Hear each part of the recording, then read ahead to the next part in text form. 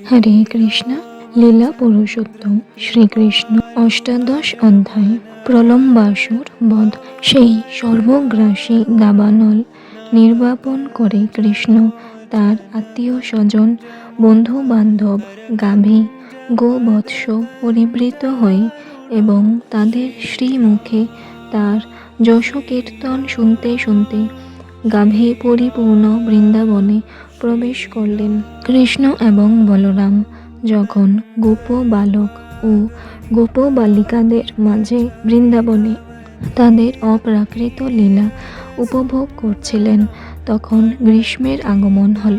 ভারতবর্ষে এই গ্রীষ্মকাল তত সুখদায়ক নয়, কেননা এই সময় প্রচণ্ড গরম পড়ে। কিন্তু বৃন্দাবনে সকলেই অত্যন্ত আনন্দিত ছিলেন, কারণ কৃষ্ণ এবং বলরাম সেখানে থাকার ফলে গ্রীষ্মকে তখন ঠিক বসন্তের মতো সুখদায়ক বলে মনে হয়েছিল।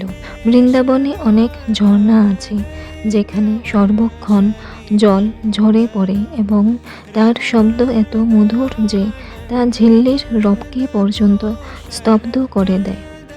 সেখানে সব সময় জল বয়ে যাওয়ার ফলে সেখানকার বনগুলি ঘন সবুজ এবং অত্যন্ত মনোরম। বৃন্দাবনের অধিবাসীরা কখনোই গ্রীষ্মকালীন সূর্যের প্রচণ্ড তাপের দ্বারা উত্তপ্ত হন না। বৃন্দাবনের সরোবরগুলির চারপাশে সুন্দর সবুজ ঘাস এবং কলহার, কঞ্জোৎপল আদি ফুল সেখানে ফুটে থাকে, আর বৃন্দাবনের সমীরণ সেই পদ্মফুলের সুরভিত কেশর বহন করে দিকে দিকে প্রবাহিত হয়। যমুনা, সরোবর এবং ঝর্ণাগুলির জলকণা যখন ব্রজবাসীদের অঙ্গ স্পর্শ করে, তখন তারা এক স্নিগ্ধ প্রশান্তি অনুভব করেন। তাই গ্রীষ্মে তারা কোনো রকম ক্লেশদায়ক তাপ অনুভব করতেন না। বৃন্দাবনের সৌন্দর্য অতুলনীয়। সেখানে সব সময় ফুল ফুটে থাকে এবং নানা রকম সুন্দর হরিণ সেখানে সব সময় ঘুরে বেড়ায়। পাখিরা কূজন করে, ময়ূরেরা কেকাধ্বনি সহকারে নৃত্য করে, আর ভ্রমরেরা গুনগুন সুরে গান গায়, আর কোকিলেরা পঞ্চম সুরে কুহু রবে চারিদিক মুখরিত করে তোলে। সমস্ত আনন্দের উৎস কৃষ্ণ তার জ্যৈষ্ঠ ভ্রাতা বলরামের সঙ্গে সমস্ত গোপ বালক এবং গাভী পরিবৃত হয়ে বাঁশি বাজাতে বাজাতে বৃন্দাবনের বনে প্রবেশ করলেন। সেখানে তারা বনফুলের মালা, ময়ূর পুচ্ছ, প্রবাল এবং গৈরিকাদি ধাতুর দ্বারা ভূষিত হয়ে নৃত্য, গীত এবং পরস্পরের সঙ্গে মল্লযুদ্ধ করতে লাগলেন। কৃষ্ণ যখন নাচতে লাগলেন, তখন কয়েকজন গোপ বালক গান গাইতে লাগল। কেউ বাঁশি বাজাতে লাগলো, কেউ শিঙ্গা বাজালো, আর কেউ হাততালি দিয়ে কৃষ্ণের গুণকীর্তন করে বলতে লাগলো, হে কৃষ্ণ, তুমি সত্যিই খুব সুন্দর নাচতে পারো। সেই সমস্ত গোপ বালকেরা ছিল স্বর্গের দেবতা। শ্রীকৃষ্ণের লীলায় সহযোগিতা করার জন্য তারা স্বর্গলোক থেকে নেমে এসেছিলেন। গোপ বালকের রূপ পরিগ্রহ করে তারা শ্রীকৃষ্ণের নাচে উৎসাহ দিচ্ছিলেন, ঠিক যেমন একজন শিল্পী অপর শিল্পীকে প্রশংসার দ্বারা অনুপ্রাণিত করেন। বলরাম এবং কৃষ্ণের তখনও পর্যন্ত চূড়াকরণ সংস্কার হয়নি, তাই তাদের মাথা ভর্তি ছিল কোঁকড়ানো কালো চুল। তারা সর্বক্ষণ তাদের সখাদের সঙ্গে লুকোচুরি খেলতেন, অথবা লম্ফ দিতেন, অথবা পরস্পরের সঙ্গে যুদ্ধ করতেন। কখনো কখনো তার সখারা যখন নৃত্য করত বা গান গাইত, কৃষ্ণ তখন তাদের প্রশংসা করে বলতেন, আমার প্রিয়তম বন্ধুরা, তোমরা সত্যিই খুব সুন্দর নাচতে পারো এবং গান গাইতে পারো। তারা বেল এবং আমলকি নিয়ে লুফালুফি করতেন, তারা কানামাছি খেলতেন, কখনো আবার তারা বনের হরিণের এবং বিভিন্ন রকমের পাখির অনুকরণ করতেন।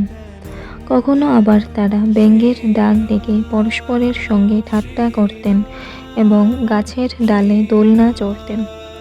কখনো তারা রাজা প্রজার অভিনয় করতেন। এইভাবে নদ নদী, সরোবর এবং ফলে ফুলে শোভিত বৃন্দাবনের বনে শ্রীকৃষ্ণ এবং বলরাম তাদের সখা পরিবৃত হয়ে নানা রকম খেলা করে বৃন্দাবনের অপূর্ব সুন্দর পরিবেশ উপভোগ করতেন। একসময় তারা যখন তাদের অপ্রাকৃত লীলাবিলাস করছিলেন, তখন প্রলম্বাসুর নামে এক ভয়ঙ্কর অসুর কৃষ্ণ এবং বলরামকে চুরি করে নিয়ে যাওয়ার জন্য সেখানে প্রবেশ করল। কৃষ্ণ যদিও একটি গোপ বালক রূপে লীলাবিলাস করছিলেন, তবুও তিনি ছিলেন পরমেশ্বর ভগবান এবং অতীত, ভবিষ্যৎ ও বর্তমান সবই তার জানা ছিল। তাই প্রলম্বাসুর যখন ছদ্মবেশ ধারণ করে শিশুদের দলে প্রবেশ করল, তখন কৃষ্ণ ভাবতে লাগলেন কিভাবে তিনি সেই অসুরটিকে হত্যা করবেন। কিন্তু বাইরে তিনি তার সঙ্গে বন্ধুর মতোই আচরণ করতে লাগলেন। তিনি বললেন, হে প্রিয় সখা, তুমি যে আমাদের সঙ্গে এই খেলায় যোগ দিতে এসেছ, তাতে খুব ভালো হয়েছে। কৃষ্ণ তখন তার সমস্ত সখাদের ডেকে বললেন, এখন আমরা দু দলে ভাগ হয়ে একে অপরের সঙ্গে লড়াই করব। তখন সমস্ত বালকেরা সমবেত হয়ে কেউ কৃষ্ণের দলে এবং কেউ বলরামের দলে যোগ দিলেন এবং একে অপরের সঙ্গে লড়াই করার আয়োজন করতে লাগলেন। এই লড়াইয়ের শর্ত ছিল যে পরাজিত হবে তাকে বিজয়ীকে কাঁধে করে নিয়ে ঘোরাতে হবে।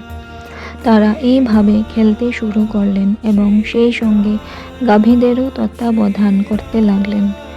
শ্রীদামা ও বৃষভ সহ বলরামের দল জয়ী হল, তাই কৃষ্ণের দলকে তাদের কাঁধে নিয়ে বৃন্দাবনের বনে ঘোরাতে হল। পরাজিত হয়ে পরমেশ্বর ভগবান শ্রীকৃষ্ণ শ্রীদামাকে তার কাঁধে নিয়ে বৃন্দাবনের বনে ঘুরতে লাগলেন। ভদ্রসেন বৃষভকে কাঁধে নিল। তাদের এই খেলার অনুকরণ করে গোপ শিশুর ছদ্মবেশধারী প্রলম্বাসুর বলরামকে তার কাঁধে তুলে নিল।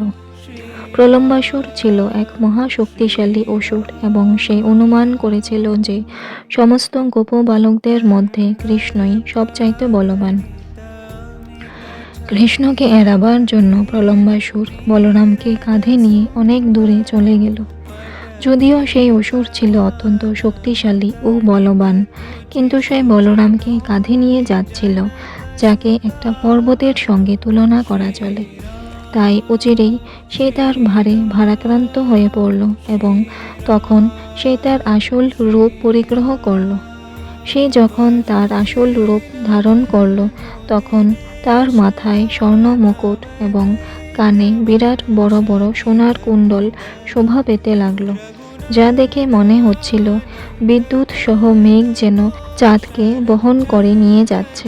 বলরাম দেখলেন যে সেই অসুরের শরীর বাড়তে বাড়তে মেঘ স্পর্শ করল। তার চোখ দুটি অগ্নিপিণ্ডের মতো উজ্জ্বল হয়ে উঠল এবং তার মুখ থেকে ধারালো দাঁতগুলি বেরিয়ে এলো। অসুরের এই রূপ দেখে বলরাম প্রথমে একটু আশ্চর্য হয়ে পড়েছিলেন এবং তিনি ভাবতে লাগলেন কিভাবে হঠাৎ এই গোপ শিশুটি এইরকম ভয়ঙ্কর রূপ ধারণ করল। কিন্তু তারপরেই তিনি বুঝতে পারলেন যে একটি অসুর তাকে হত্যা করার অভিপ্রায়ে তার বন্ধুদের থেকে তাকে দূরে নিয়ে যাচ্ছে। তিনি তখন ইন্দ্র যেভাবে পর্বতের উপর বজ্রাঘাত করেন, ঠিক সেইভাবে সেই অসুরের মাথায় মুষ্টাঘাত করলেন। বলরামের মুষ্টাঘাতে সেই অসুর একটি ভগ্ন মস্তক সর্পের মতো প্রাণ ত্যাগ করে ভূতলশায়ী হল এবং তার মুখ দিয়ে রক্ত বেরোতে লাগলো। সেই অসুরের যখন পতন হলো, তখন এমন প্রচণ্ড শব্দ হলো যেন মনে হলো ইন্দ্রের বজ্রাঘাতে পর্বত বিদীর্ণ হচ্ছে। সমস্ত বালকেরা তখন সেখানে ছুটে এলো। সেই বীভৎস দৃশ্য দেখে তারা অত্যন্ত আশ্চর্যান্বিত হলো এবং বলরামের প্রশংসা করে বলতে লাগলো, সাধু সাধু, মৃত্যু মুখ থেকে প্রত্যাগত বলে মনে করে তারা সকলে গভীর আবেগের সঙ্গে বলরামকে আলিঙ্গন করলেন এবং তাদের শুভেচ্ছা ও অভিনন্দন জানাতে লাগলেন। স্বর্গে সমস্ত দেবতারা আনন্দে উৎফুল্ল হয়ে বলরামের অপ্রাকৃত শরীরের উপর পুষ্প বৃষ্টি করতে লাগলেন এবং ভয়ঙ্কর প্রলম্বাসুরকে বধ করার জন্য তাদের আশীর্বাদ ও অভিনন্দন জানাতে লাগলেন। এতে লীলা পুরুষোত্তম শ্রীকৃষ্ণ গ্রন্থের প্রলম্বাসুর বধ নামক অষ্টাদশ অধ্যায়ের ভক্তি বেদান্ত তাৎপর্য সমাপ্ত হল।